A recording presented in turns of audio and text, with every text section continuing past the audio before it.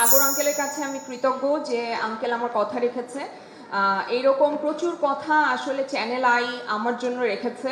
আমি lux channel I superstar 2006 থেকে বের হয়ে আসা একজন মেয়ে, এবং আমি সবসময় বলি আমি চ্যানেল আইয়ের মেয়ে।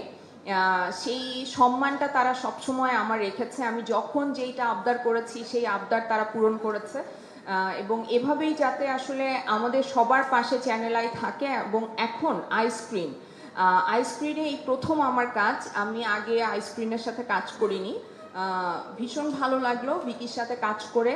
আমি নিজে ভিকি জাহেদকে বলেছিলাম যে আমি তোমার সাথে কাজ করতে চাই, তো সে যে আমাকে সম্মান করে তার কাজে নিয়েছে এটার জন্য আমি গ্রেটফুল।